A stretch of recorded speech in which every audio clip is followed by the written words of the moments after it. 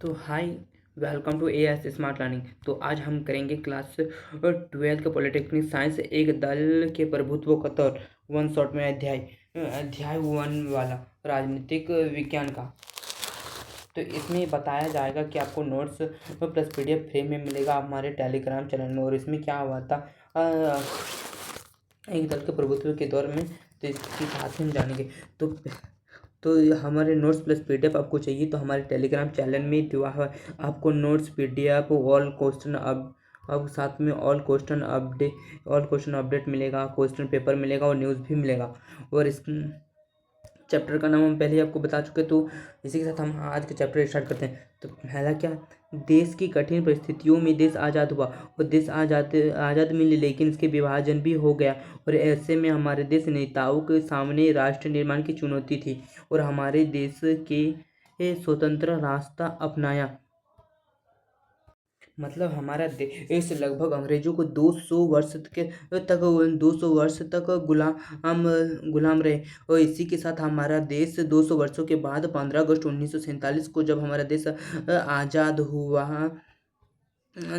हुआ तो इसी के साथ बहुत सी कठिन परिस्थितियों भी देश का आज़ाद हुआ, जिससे आज़ाद, लेकिन इसका विभाजन, उसको देश का विभाजन, आज़ादी के साथ हमारे देश का भी विभाजन हो गया। और ऐसे में जो हमारा देश आज़ाद हुआ तो ऐसे में ये हमारे देश में राष्ट्र निर्माण की चुनौती के लिए बहुत ही बड़ी नियंत्रण की समस्या थी, जिसे हमारे नेताओं को लोकतंत्र के रास्तों को अपनाना भी था। देश के विभाजन होने के बाद हमारे देश में ये राष्ट्र निर्माण की चुनौतियाँ सबसे समस्या थी। और हमारे देश में ये राष्ट्र नेता थे वो इस लोकतंत्र के रास्ता को अपनाना चाहते थे। और भारत के संविधान के बारे में इसी के चैप्टर में पढ़ेंगे। तो भारत का हमारा संविधान कब बना, तो हमारा संविधान बना 26 नवंबर 1949 को, जो बनकर तैयार हुआ था। 26 नवंबर 1949 को जो हमारा संविधान बनकर तैयार हुआ था। और इसका हस्ताक्षर अब हुआ 24 जनवरी 1950 को, इसमें हस्ताक्षर हुआ और लागू 26 जनवरी 1950 को हुआ। और संविधान बनने में लगभग दो वर्ष 11 महीना और 18 दिन लगा था संविधान बनने में। और इसके साथ चुनाव आयोग के बारे में पढ़ेंगे। तो चुनाव आयोग में क्या था, तो चुनाव आयोग,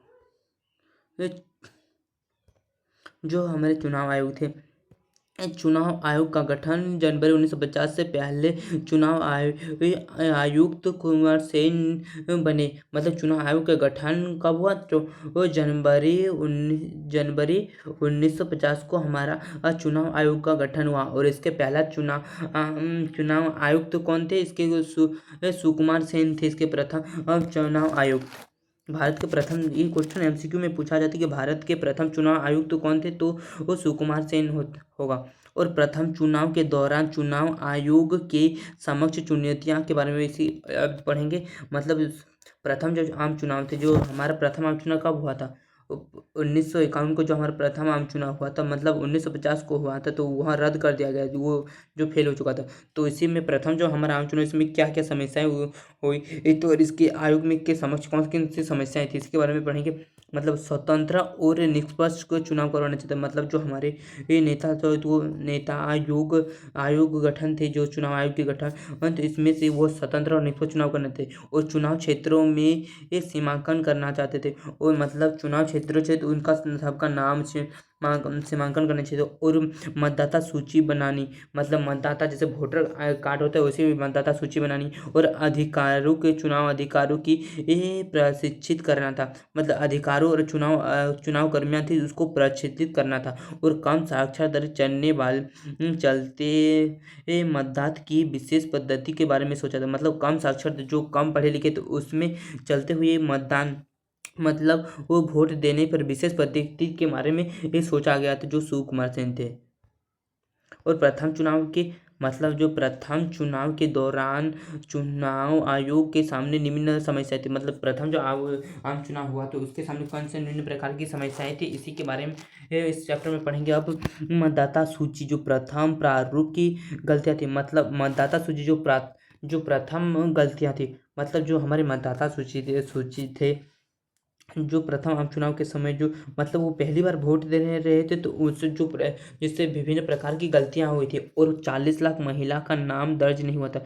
मतलब जो हमारे 40 लाख महिलाएं, जो 40 लाख महिला प्रथम आम चुनाव में महिलाओं की नाम दर्ज नहीं, तो उन लोगों का नाम गलत हो गया था बहुत से नामों का। और आला की बेबी, फलना की बेटी, मतलब बहुत सी जो वो जैसे कि माना जाता है गाँव घर में कि ये वो उसकी बेटी है, वो अल्लाह की बेटी है, वो फलना की बेटी है, वह बेटी या बेटे, बीबी है या बेटा है, तो पति, मतलब पति या उसके ससुर का नाम पहले नहीं लिया जाता था।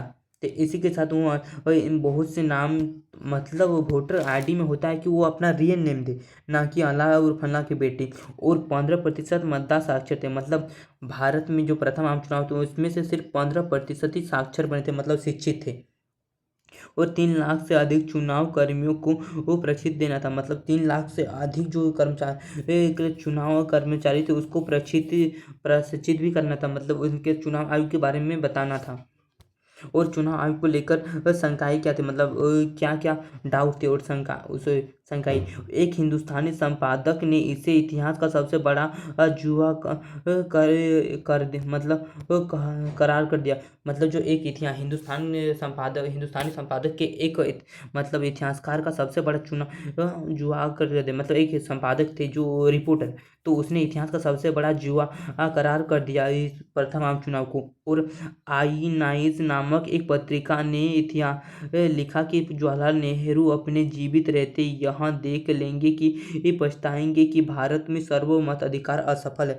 मतलब और एक पत्रिका अर्गलाइनिज और नाम की एक पत्रिका थी, तो उसने कह दिया कि पंडित जो जवाहरलाल नेहरू तो उसमें जीवित रहकर यहाँ देख लेंगे कि पछताएंगे कि वह भारत का मताधिकार, सार्वभौमिक मताधिकार का असफल है। मतलब वह बताना चाहते थे कि जो पंडित नेहरू तो वहाँ जीवित रहकर देखेंगे कि वो जो भारत में आम चुनाव हो रही, तो वह सबसे बड़ा मतलब सबसे बड़ा असफल रहेगा। और इंडियन सिविल सर्विसिंग ने एक अंग्रेज नुमाइंदे ने दावा था कि आने वाला वक्त और अब से कहीं ज़्यादा जानकार के दौर बड़े विश्वसनीय लाखों अनपढ़ लोग मत की सूची भेद नौटंकी दिखाई। मतलब एक इंडिया सिविल के सर्विस के एक अंग्रेज नुमाई का दावा था। मतलब एक अंग्रेज का दावा था कि ये वहाँ आगे चलकर, मतलब आगे वक्त में आगे चलकर वहाँ बताएंगे कि जानकर दौर में जो मतलब मतदाता अधिकार के नौटंकी करेंगे।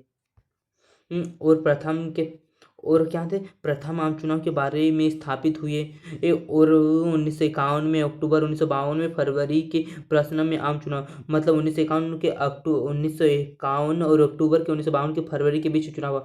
मतलब 1951 और 52 के बीच जब अक्टूबर और फरवरी के बीच था, तो इसी 6 महीने के अंदर यहाँ पर चुनाव हुआ था। और इसे 1952 का आम चुनाव कहा जाता है। मतलब इसे जो पहला आम चुनाव कब हुआ था, 1952 को पहला हमारा आम चुनाव हुआ था, तो इसे 1952 का आम चुनाव भी कहा जाता है।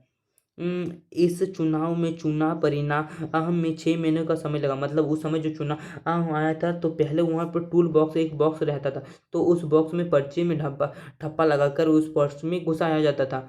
तो उस आने में और चुनाव का परिणाम आने में सिर्फ 6 महीना तक लगा था। और हमारा अभी चुनाव आने में सिर्फ 3 दिन तक का समय लगता, 3 से 5 दिन के अंदर आ जाता चुनाव। और चुनाव परिणाम के बाद सबने इसे निष्पक्ष चुनाव बताया। मतलब चुनाव जब हुआ तो उसके बाद सबने कहा कि यह निष्पक्ष चुनाव है।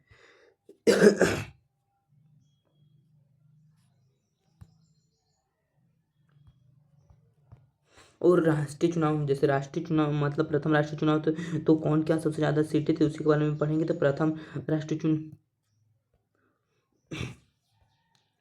जो सबसे ज़्यादा, मतलब 3 राष्ट्रीय लगातार राष्ट्रीय 3 बार राज्य चुनाव हो, तो सबसे ज़्यादा सीट 350 से ज़्यादा सीट सिर्फ तीनों राष्ट्र, जैसे 1951 में, 1957 में, और 1962 में जो हमारा राष्ट्र 3 चुनाव हुए, तो उनमें सबसे ज़्यादा 350 से ज़्यादा सब में सीट सिर्फ कांग्रेस ही लाए थे। तो जैसे कि फर्स्ट में 1951 में सबसे ज़्यादा जो 1951-52 का सीट है, तो 1900 उसमें 264 सीट लाए थे। उसमें से 264 सीट थे अंग के कांग्रेस के। और उसमें जो दूसरे आम चुनाव में थी 371, और तीसरे आम चुनाव में 361 ऐसे आम चुनाव। तो पहला आम चुनाव जो 1952 तो प्रदेश ही दिया हुआ, जिसके पहला आम चुनाव थे तो 1952 में तो वो कांग्रेस ने 364 पे जीती, और दूसरी में 357 में कांग्रेस ने 371, और तीसरी में 1962 में 361, तो पहले भी हम बताएं। और प्रथम लोकसभा चुनाव में कांग्रेस ने 489 से 364 जीती। मतलब प्रथम जो चुनाव थे तो 489 सीट थे, जिसमें से कांग्रेस ने 364 सीट लाई थी, और 16 सीट के साथ कंस्टिट्यूंट पार्टी ने दूसरा स्थान पाया। मतलब ये एमसीक्यू क्वेश्चन पूछा जाता है कि कांग्रेस के बाद 1900 प्रथम आम चुनाव में कौन पार्टी ने दूसरा स्थान लाया, तो यह कंस्टिट्यूंट पार्टी होगा दूसरा नंबर। और लोकसभा के चुनाव के साथ विधानसभा के चुनाव हुए। मतलब जो पहले होते तो लोकसभा के साथ विधानसभा के भी चुनाव होते थे, और वर्तमान समय में लोकसभा के बाद जो लोकसभा पहला चुनाव होता है उसके बाद आपका विधानसभा का चुनाव होता है, जो 6 महीने बाद होता है। यह लगभग 1 या 1.5 साल के बाद होता है। और जैसे कि केरल, उड़ीसा, मद्रास के अलावा सभी जगह कांग्रेस जीते। मतलब केरल, उड़ीसा के अलावा और अन्य जगहों में सभी कांग्रेस ही जीते थे। और प्रथम आम चुनाव में कांग्रेस में प्रभुत्व का क्या कारण थे? मतलब जो प्रथम आम चुनाव थे कांग्रेस के प्रभुत्व होने के क्या कारण थे? तो ये ये वीवीआई क्वेश्चन जो हम आपके एग्जाम के लिए वीवीआई है, तो यह एग्जाम में बार बार पूछा जाता है। तो इसी के बारे में समझेंगे। जैसे कि देश की सबसे बड़ी पार्टी और पुरानी पार्टी थी। मतलब जो देश की सबसे बड़ी पार्टी थी तो और सबसे पुरानी भी पार्टी थी कांग्रेस पार्टी। और दूसरी नंबर सबसे मजबूत संगठन थी। मतलब देश सबसे मजबूत संगठन पार्टी भी ये थी। और सबसे लोकप्रिय नेता इसमें शामिल थे। सबसे लोकप्रिय नेता भी इसमें शामिल थे। और आज़ादी की विस्तार हासिल भी थी। मतलब आज़ादी के बाद यहाँ विस्तार भी हासिल हुई थी, और सभी वर्गों का समाधान किया गया था। मतलब सभी वर्गों का समाधान किया गया था सभी और नेहरू जैसे करिश्माई नेता शामिल थे। मतलब नेहरू जैसे प्रथम कांग्रेस जो प्रथम आम चुनाव थे कांग्रेस में नेहरू, पंडित जवाहरलाल नेहरू जैसे कई करिश्माई थे नेता, और सबको साथ लेकर चलने वाले प्रकृति और सबके साथ चलने वाले प्रकृति। और 1957 केरल में कम्युनिस्ट पार्टी जीते। मतलब 1957 की ये हुई आम चुनाव, तो उसमें से केरल में कम्युनिस्ट पार्टी थी, और कांग्रेस पार्टी हार गई थी 1957 में। तो इसी के टॉपिक के बारे में पढ़ेंगे। 1957 में केरल क्या हुई थी। 1957 केरल पार्टी में कम्युनिस्ट पार्टी मतलब 1957 में कांग्रेस पार्टी को केरल ने हार मिली। जो 1957 मार्च के महीने में जो विधानसभा आम चुनाव हुए उसमें कम्युनिस्ट पार्टी केरल की विधानसभा के लिए सबसे ज़्यादा सीट लाई। मतलब 1957 में जो मार्च के महीने में जो चुनाव थे 1957 को, तो उसमें से कम्युनिस्ट पार्टी जो थे तो उसमें केरल में सबसे ज़्यादा सीट लाई थी। और कम्युनिस्ट पार्टी ने कुल 126 सीट में 60 सीट हासिल की, और पाँच स्वतंत्र उम्मीदवारों के समर्थन का पार्टी प्राप्त हुआ। मतलब जो उसमें केरल में लगभग 126 सीट है, जिसमें से 60 सीट कम्युनिस्ट पार्टी में लाई, और 5 स्वतंत्र उम्मीदवार भी इसमें समर्थन पार्टी में प्राप्त हुआ था। इसका राज्यपाल ने कम्युनिस्ट पार्टी का विधायक के दल नेता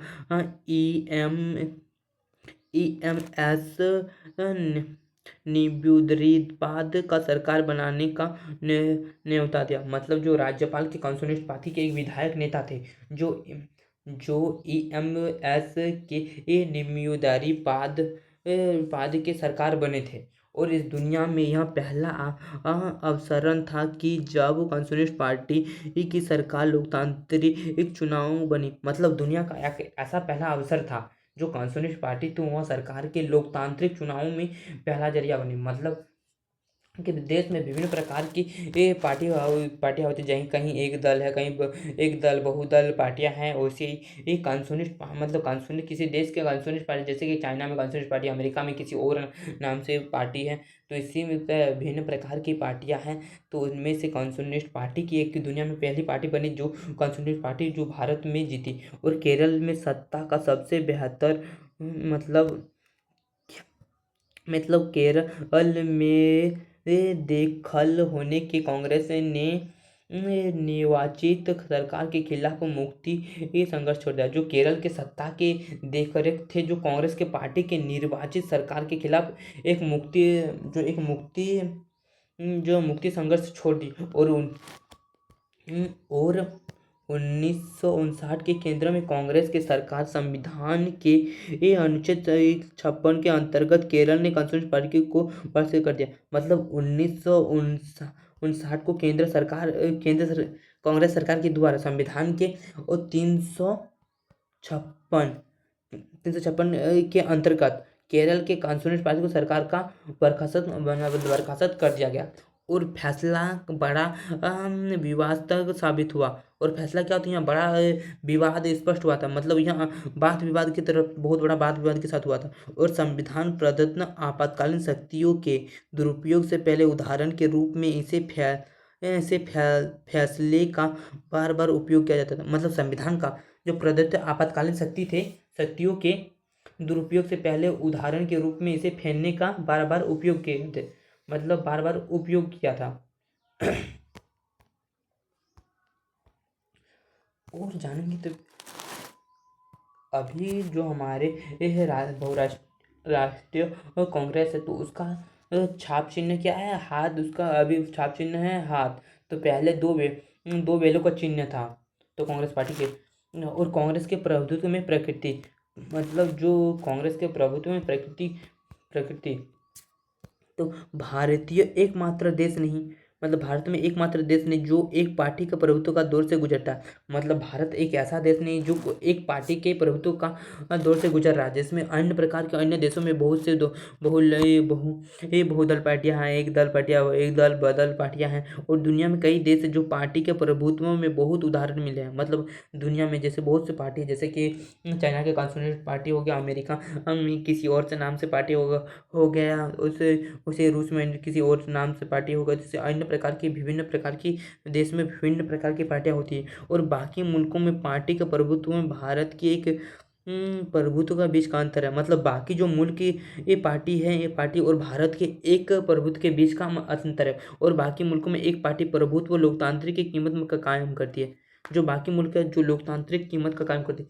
दुनिया का सबसे बड़ा लोकतांत्रिक देश कौन सा आप ये जानते हैं? तो दुनिया का सबसे बड़ा लोकतांत्रिक देश है हमारा भारत। और देश के कुछ देश मुसलमान, जैसे मसलन चीन, क्यूबा, शारिया संविधान में सिर्फ पार्टी को देश के शासन को अनुमति ही दी जाती है। मतलब देश के जैसे कुछ देशों के मसलन होते जैसे कि क्यूबा, चीन, शारिया संविधान पार्टी के देश को शासन की अनुमति ही देते हैं और अन्य देशों में नहीं होता। और म्यांमार तथा जैसे कि दूसरे पॉइंट में देखें कि म्यांमार, बेंगलोरी एरिया एक पार्टी के प्रभुत्व कानूनी और मान्य उपायों को चुनने का काम करते हैं। मतलब कि दूसरे देशों जैसे कोई प्रकार का अन्य देश है जैसे बेलारूसी, एरिट्रिया पार्टी के प्रभुत्व जो कानूनी और सैन्य उपायों से मतलब चलते और कायम है। और अब से कुछ साल पहले जो मेक्सिको, दक्षिण कोरिया और ताइवान में भी एक पार्टी का प्रभुत्व वाला देश था। मतलब जो उससे पहले था तो उससे कुछ साल पहले जो मेक्सिको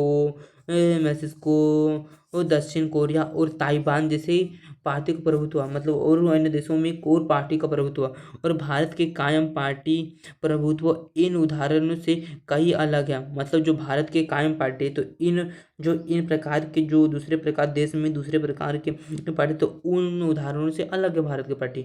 और यह पार्टी का प्रभुत्व लोकतांत्रिक स्थितियों में कायम करते हैं। मतलब जो भारत की पार्टी तो यह लोकतांत्रिक के हिसाब से कायम होती है। और अनेक पार्टियों में मुक्ति निष्पक्ष चुनाव के माहौल जो दूसरे से होड़ के और तब तक कांग्रेस पार्टी के बाद चुनाव जीती। मतलब जो अन्य पार्टी तो मुक्ति निष्पक्ष चुनाव के माहौल में दूसरे होड़ के और तभी कांग्रेस पार्टी जीती। और दूसरा पॉइंट में देखेंगे कांग्रेस पार्टी के सार्वभौमिक गठन के रूप में। मतलब वो किस प्रकार गठन हुआ, वो वह कब गठन हुआ। तो कांग्रेस पार्टी 1885 ए.ओ. ह्यूम द्वारा बनाई गई थी। कांग्रेस पार्टी कब बनाई गई? तो यह ए.ओ. ह्यूम द्वारा बनाई गई थी कांग्रेस पार्टी, जो एक अंग्रेज थे। और उस वक्त यह नवशिक्षित कामकाजी और व्यापारी वर्गों को एक हित समूह भरती। मतलब जो उस समय जो कांग्रेस पार्टी थी वहाँ सिर्फ नवशिक्षित और कामकाजी व्यापारियों जैसे एक हित समूह का भरपूर थी। और लेकिन यह 20 शताब्दी में इन्हें जन आंदोलन के रूप में ले लिया। और जो 20वीं शताब्दी है तो इसे जन आंदोलन के रूप में ले लिया। और इस आंदोलन में कांग्रेस की जनव्यापी राजनीतिक पार्टी के रूप में और राजनीतिक व्यवस्था को दबदबा कम किया। मतलब इस वजह से जो 20वीं शताब्दी के आरंभ हुई तो जन आंदोलन के रूप में, जैसे लोगों की देखभाल और लोगों की ज़रूरतों को पूरा करना जैसे कार्यों में लग गए, जिससे कांग्रेस सरकार ने एक राजनीतिक पार्टी ले लिया और राजनीतिक व्यवस्था को दबा कायम कर लिया। और शुरू में कांग्रेस ने अंग्रेजों और अंग्रेजी दवाई अंग्रेजी दिया अगड़ी जाती और ऊंचे मध्य वर्ग के शहरी विवाह जन कहाँ बोलबाला था। मतलब शुरू में जो कांग्रेस का पहले निर्माण हुआ था तो शुरू में क्या हुआ था, जैसे अंग्रेजी अगड़ी जाति और ऊंचे जो मध्य वर्ग के थे उन और शहरी विभाजन का बोलबाला था। मतलब जो बड़े बड़े बात करते उन लोगों का बोलबाला था। और कांग्रेस के परम स्पष्ट विरोधी हितों में कई एक जुड़ा था। मतलब जो कांग्रेस के विरोधी थे जिससे कई हितों के समूह के कारण भी साथ जोड़ा। और कांग्रेस के किसान और उद्योगपति की शहर बस्ती और गांव के निवासी मजदूर और मालिक एवं मध्य निम्न उच्च वर्ग जाति सबको जगह मिली। मतलब जिसमें कांग्रेस पार्टी में और बाद में आगे चलकर यहाँ उद्योगपति शहर में बसते और गांव के निवासी मजदूर और निम्न प्रकार के जात बिना भेदभाव के वहाँ किए यहाँ सब पर जगह मिली। और धीरे धीरे कांग्रेस ने तो वर्ग को विरोध कर लिया। मतलब धीरे धीरे आगे चलकर कांग्रेस ने मतलब नेता के वर्ग में वृद्धि कर लिया। और इसका नेतृत्व उच्च वर्ग जाति के परिसर में लोगों को सीमित नहीं था। मतलब इसका जो नेतृत्व मतलब नेता का शासन करने का जैसे जुनून उसे उच्च वर्ग और जाति के परमेश्वर सीमित तक ही नहीं था बल्कि वह आगे और बढ़ना चाहता था। जिससे कई बार यह हुआ था कि किसी समूह में अपनी पहचान कांग्रेस के सरकार एक सार नहीं किया और अपने विश्वास मानते हुए आमतौर पर व्यक्ति या समूह के कांग्रेस के भीतर बने। मतलब एक सार नहीं, लोग एक सार मतलब एक ही साथ नहीं हुआ बल्कि अपने अपने विश्वास मतलब अपने अपने दिल से विश्वास मानते हुए वहाँ क्या चाहते थे कि आमतौर व्यक्ति जो आम व्यक्ति थे, जो व्यक्तियों के एक समूह जैसे एक व्यक्तियों के समूह होते तो ऐसे कांग्रेस धीरे समूह बन के वही कांग्रेस पार्टी ये बने। और जैसे कि एक कांग्रेस के मंच की तरह जिस पर अनेक समूह हित और राजनीतिक दल के आज उठते और राष्ट्रीय आंदोलन में भाग लेते। मतलब धीरे धीरे लोग कांग्रेस में आते और अनेक समूह जैसे कि हित की रक्षा हेतु और राजनीतिक दल को जुटते और राष्ट्रीय आंदोलन में भाग लेते। और राजनीतिक से पहले हुआ वक्त अनेक संगठन और पार्टियों को कांग्रेस को इजाज़त थी। मतलब आज़ादी से पहले जो वक्त था तो अनेक संगठन और पार्टियां थी तो कांग्रेस में वो रहने का इजाज़त थी। मतलब आज़ादी से पहले तो अनेक प्रकार के जातियाँ थी व संगठन थी और पार्टियां भी थी तो उन लोगों को तो कांग्रेस पार्टी में रहने का इजाज़त थी आज़ादी से पहले। और गुठों तालमेल का सहनशीलता के बारे में अब दूसरा पॉइंट के बारे में गुठों के तालमेल की सहनशीलता तो कांग्रेस सभी अपने संगठन शामिल कर लेती है। मतलब कांग्रेस जो थे वह सभी के संगठन में अपने और शामिल कर लेते थे। यह इस रणनीति की वजह से विपक्ष की कठिनाई पड़ गई। मतलब इस जो वहाँ कांग्रेस थी तो वह दूसरे क्या करते थे जो दूसरे संगठन थे तो वहाँ अपनी ओर ले लेते थे जिससे बहुत से राजनीतिक वजह से यह कठिनाइयों का विपक्ष पड़ गए। और विपक्ष में कोई बात कहता तो कांग्रेस ने उसे विचार की जगह शामिल में ले लेते। मतलब जो विपक्ष में थे तो जो कुछ कांग्रेस को कुछ भला बुरा कहते तो वहाँ विपक्ष के वजह वहाँ अपनी ओर उस पार्टी को ले लेते जिससे पार्टी में विवाद होते भी सहनशीलता थी। मतलब पार्टी में विवाद होते भी वहाँ सहनशीलता अपने साथ में रहती थी और सहनशीलता थी। कांग्रेस में पार्टी सत्ता में हिस्सा पाने का नाखून था और पार्टी में बना रहा था। मतलब कांग्रेस पार्टी जो थी वो सत्ता में हिस्सा पाने को नाखून की तरह गबजे हुए था, और वहाँ पार्टी में ही बना रहा था, और वहाँ पार्टी भी बना रहा था। और कांग्रेस पार्टी के भीतर विभिन्न समूह गुट कहे जाते जो कांग्रेसियों के गठबंधन और संबद्ध सरकार की ये सहनशील भी थी।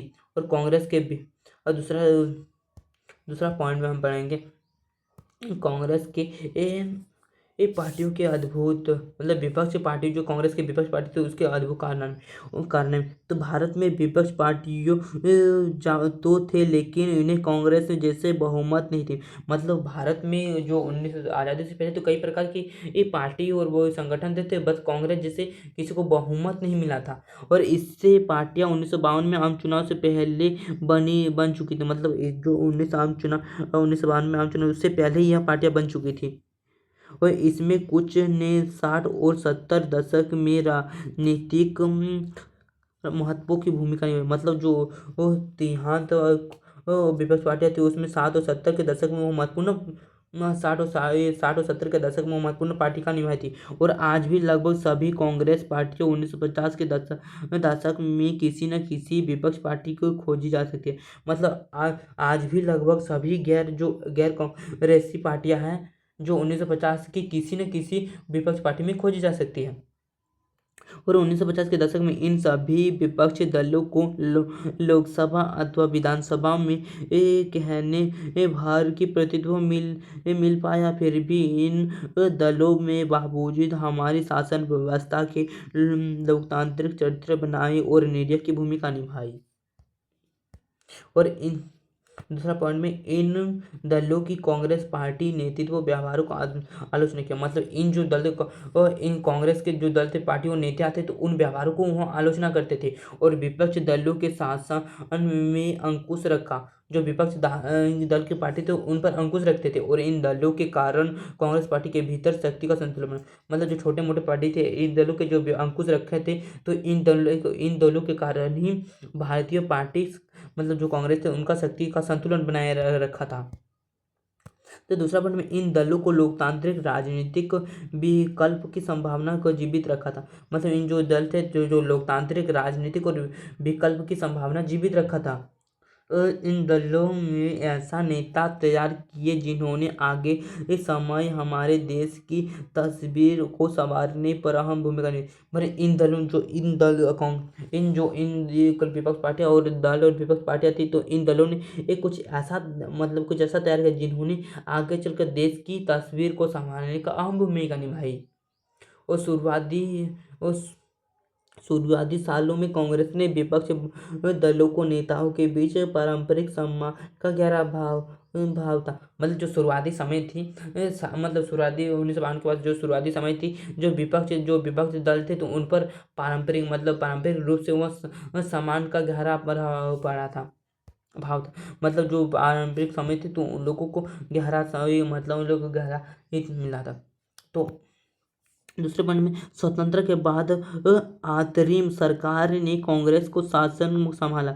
मतलब सरकार जो स्वतंत्र बाद में उस पर अंतिम सरकार के नेतृत्व में शासन चला। इसके पर मंत्रिमंडल डॉक्टर अब्दुलकर और श्याम प्रसाद मुखर्जी ने जैसे विपक्ष पार्टी के नेता शामिल थे। मतलब जो कांग्रेस पार्टी थे उसके विपक्ष नेता के पार्टी में मंत्रिमंडल में जैसे डॉक्टर अम्बेडकर श्यामा प्रसाद मुखर्जी जैसे विपक्षी नेता भी शामिल थे। और पंडित जवाहरलाल नेहरू अवसर सोशलिस्ट पार्टी के प्रगति अपने प्यार को इजहार करते थे और जिन्होंने जयप्रकाश नारायण जैसे समाजवादी नेताओं के सरकार के शामिल होने पर नेता दिया। मतलब जो जयशंकर प्रसाद नारायण थे तो उन्हें जो समाजवादी नेता थे तो वह सरकार ने उसे क्या क्या नेता बनने का नेता दिया और अपने राजनीतिक पदव्युत्पत्ति को किस्म निजी रिश्ता और उसके प्रगति सम्मान का भाव दल प्रस्ताव के तेज पर होने के कारण लगातार कम हुआ। मतलब जो राजनीतिक प्रयास के कारण जो राजनीतिक रिश्ता और सम्मान का भाव को दलगत विवाद जैसे तेजी में लगातार कम होने लगा था। जैसे ये कौन सा पार्टी का है तो ये जैसे कमल है और भाजपा सरकार का ये है कांग्रेस का जो भारतीय जन वो जैसे कि हो गया सोशलिस्ट पेड़ बरगद का पेड़ जो कम्युनिस्ट पार्टी का इस सोशलिस्ट पार्टी का और कम्युनिस्ट पार्टी ऑफ इंडिया जो थी, जिसमें जिसमें कुछ धान के पौधे और एक हसुआ होता है, वो कम्युनिस्ट पार्टी और भारत जनसंघ जो दिए के होता है। तो इसी के साथ हम दूसरा पॉइंट में पढ़ेंगे सोशलिस्ट पार्टी के बारे में। तो 1934 में सोशलिस्ट पार्टी का गठन कांग्रेस के भीतर युवा नेताओं ने किया। मतलब 1934 में कांग्रेस के भीतर जो नेता युवा नेता तो उन्होंने ही किया सोशलिस्ट पार्टी का निर्माण। और 1948 में अपनी पार्टी संविधान का बदलाव किया और दोहरी सदस्य खत्म कर दिया। जो 1948 में जिसमें से एक अपनी पार्टी संविधान का बदलाव उन्होंने क्या क्या बदलाव किया और अपनी दोहरी सदस्य को खत्म कर दिया। और इसलिए समाजवादियों 1948 सोशल पार्टी बनाई। और मतलब जो कांग्रेस पार्टी में 1974 कर भी कुछ युवा नेता तो उन्होंने कम्युनिस्ट पार्टी बनाई, तो आगे चलकर उन्होंने बिछड़ने पर फैसला लिया और 1948 में वह एक सोशलिस्ट पार्टी बन गई। मतलब अलग तो सोशलिस्ट पार्टी बनी। और चुनाव में इन पार्टी का ज़्यादातर सफल नहीं, मतलब चुनाव के समय जो प्रथम आम चुनाव तो इन पर ज़्यादा मतलब सफल नहीं होता। इसका संपादक आचार्य नरेंद्र देव थे। मतलब इसके जो स्थापक थे तो सोशलिस्ट पार्टी के इसके स्थापक कौन थे? आचार्य नरेंद्र देव थे। और इसके विचारधारा में क्या थे? समाजवादी। इस समाजवाद में विश्वास, कांग्रेस की आलोचना, यह कहना कि कांग्रेस के अमीरों का पार्टी है। मतलब इसका कहना था सोशलिस्ट पार्टी को, वहाँ कहा कि वो कांग्रेसों को पार्टी और पूंजीपतियों का पार्टी है। मतलब कांग्रेस उसने वह कहता था कि इसका विचारधारा था कि ये सोशलिस्ट पार्टी की यहाँ की कहा कांग्रेस अमीरों को पार्टी है और पूंजीगत पार्टी पूंजियों का पार्टी है और कांग्रेस गरीबों की भलाई के लिए काम नहीं करती। उसको विचार तो कांग्रेस गरीबों की भलाई की काम भी नहीं करती थी। और सोशलिस्ट पार्टी में ये टूट गई थी। मतलब सोशलिस्ट पार्टी जो सोशलिस्ट पार्टी की थी इसके कई गुट हो गई थी, जिसमें किसान मजदूर प्रजा पार्टी, जो जैसे कि सोशलिस्ट पार्टी इसमें कुछ यूनिट जैसे बन गए थे, जैसे कि वहाँ टूट गए थे। तो इसमें किसान मजदूर प्रजा पार्टी, प्रजा सोशलिस्ट पार्टी, संयुक्त सोशलिस्ट पार्टी, इसके प्रमुख नेता जैसे जयशंकर नारायण, इसमें जयशंकर नारायण, अशोक मेहता, राम मनोहर लोहिया, अच्युत गठबंधन, आचार्य नरेंद्र देव, जैसे कि S.M. जोशी आदि थे। और कम्युनिस्ट पार्टी थे, उनमें कुछ उभरे थे, जैसे कम्युनिस्ट भारत में 1920 में समाजवादी जो उभरे थे, जो भारत में 1920 में कई जैसे समाजवादी भी उभरे थे। और इस रूस क्रांति का प्रभाव थे। मतलब यहाँ जो क्रांति थी, यहाँ रूस क्रांति का प्रभाव के कारण कम्युनिस्ट पार्टी करने और देश की समस्या को हल सामान्य और राह पर करने चाहते थे। मतलब देश की समस्या जो थी तो वह समाजवादी के द्वारा करना चाहते थे। और सन 1935 में कांग्रेस के दायरे में रहकर उन्होंने काम किया। जब 1935-34 में इसका निर्माण हुआ तो 1935 में वह कांग्रेस के दायरे में रहकर उन्होंने काम किया, कम्युनिस्ट पार्टी ने काम किया। और 1941 में दिसंबर 1941 में यह कांग्रेस से अलग हुआ। जो 1941 में यह कांग्रेस पार्टी से अलग हो गई। 1934 में इसका निर्माण हो गया और 1941 में यह कांग्रेस से अलग हो गई। और इसका विचारधारा में 1947 में आज़ादी सच्चा आज़ादी नहीं, मतलब 1947 में आज़ादी सच्ची आज़ादी नहीं है। मतलब इसका विचारधारा थी कि यहाँ 1947 में मिली आज़ादी से इन लोगों के लिए ये सच्ची आज़ादी नहीं है। और इस पार्टी में तेलंगाना के में हिंसक का विद्रोह को बढ़ा था। मतलब इस पार्टी जो यहाँ पार्टी थी तो यहाँ तेलंगाना के हिंसक का विद्रोह का बढ़ावा देता और सरकार के सेना के द्वारा आंदोलन का दबदबा पड़ा था। मतलब सरकार के जो सेना के द्वारा था तो इनका आंदोलन का बड़ा दबदबा बना था। और 1951 में इनकी हिंसक क्रांति का रास्ता छोड़ दिया। जो 1951 में हुई तो इन्होंने हिंसक क्रांति का रास्ता छोड़ दिया और पहले चुनाव 16 सीट में ली। तो पहला जो आम चुनाव तो इन लोगों को कंसिडर तो 16 सीट मिली थी। और समर्थित राज्यों में इसके समर्थित राज्यों में थे, जैसे कि आंध्र प्रदेश, पश्चिम बंगाल, बिहार, केरल आदि थे। और कम्युनिस्ट पार्टी थे तो यह 1964 तो कॉन्सोनेंट टूटी हुई पार्टी थी, जो कॉन्सोनेंट टूटी हुई तो 1964 में टूटी। तो इसमें कॉन्सोनेंट पार्टी और कॉन्सोनेंट पार्टी एम थी। जैसे इसके प्रमुख नेता कौन थे, जैसे AK गोपालन हो गए, SF टांगे हो गए, जो कि जैसे EMS न्यायमूरीपाद हो गए, PP जोशी हो गए, अजय घोष हो गया और सैन्य देवरा आदि थे। और स्वतंत्र पार्टी में स्थापक 1960 में स्वतंत्र जो श्री गोपालाचारी थे। और इसके बीच स्वतंत्र पार्टी के जो विचारधारा थी, जैसे सरकार में अर्थव्यवस्था कम हस्तक्षेप करे, निजी क्षेत्र में को छूट छूट और गुट वाणिज्य की नीति में के विरोध, सोवियत संघ की दोस्ती का विरोध, अमेरिका का संबंध को बढ़ावा का बगावत। श्री गोपाल इसके विचारधारक थे। इसका मतलब विचारधारक थे, जैसे सरकार के गोपालाचार्य एक दूसरे के विचारधारक थे, AK मुंशी दूसरे के विचारधारक थे, NC रंगा और चौथे के विचारधारक हमारे थे मीनू मसानी। जैसे कि दूसरे पॉइंट में हम देखेंगे अब दूसरे स्थापक 1951, मतलब जो भारतीय जन संघर्ष पार्टी थी, तो इसका स्थापना कभी तो 1951 में इसके और इसके स्थापक कौन थे, श्यामा प्रसाद मुखर्जी। मुखर्जी इसके विचारधारा क्या थे, पाकिस्तान को भारत मिलकर अखंड भारत बनाओ। मतलब जो पाकिस्तान थी तो वहाँ मिलकर, यहाँ इसका कहना था कि जन संघर्ष पार्टी थी तो वहाँ भारत जो पाकिस्तान से अलग हुई थी, तो वहाँ कहना चाहते थे भारत से मिलकर वहाँ अखंड भारत बनाओ और हिंदी को राजभाषा बनाओ। और हिंदी को यहाँ राजभाषा बनाना चाहते और अल्पसंख्यकों को रियासत में का विरोध करो। रियासत मतलब जो अल्पसंख्यक थे, जो रियासत थे, तो उन पर विरोध करना चाहते। अंग्रेजों पार्टी का विरोध, और अंग्रेजों पार्टी का यहाँ विरोध करना चाहते थे। और एक देश से एक राष्ट्र और एक संस्कृति, मतलब यहाँ एक देश एक राष्ट्र और एक संस्कृति मानते थे। और इसके मुख्य नेता थे श्यामा प्रसाद मुखर्जी, दीनदयाल उपाध्याय थे और बालराम माधव थे। और इसके समर्थन और मुख्य नेता उसके समर्थन जैसे कि राजस्थान, मध्य प्रदेश, दिल्ली और उत्तर प्रदेश। इसी के साथ आज का चैप्टर हमारा समाप्त होता है। तो इसमें आपको कुछ प्रॉब्लम तो कमेंट करके हमको बता दीजिए और हम आगे चल के इसको सुधारने का ट्राई करेंगे और आगे चलकर हम इसे सुधारने का ट्राई करेंगे। और इसी के साथ आज का चैप्टर हमारा समाप्त होता है। Thank you for watching. और इसको चैनल को सब्सक्राइब लाइक करना ना भूले और साथ में और कमेंट और शेयर भी ना करना ना भूले। और इसको कुछ डाउट और प्रॉब्लम हो तो हमें कमेंट करके बता दीजिएगा। और आपको और पहले भी हम आपको बता चुके थे, इसमें से नोट्स PDF और अपडेट और उसके साथ न्यूज़ कुछ भी ये हो तो आगे चलकर हम आपको बता देंगे। तो इसी के साथ आज का हमारा क्लास समाप्त हुआ। Thank you.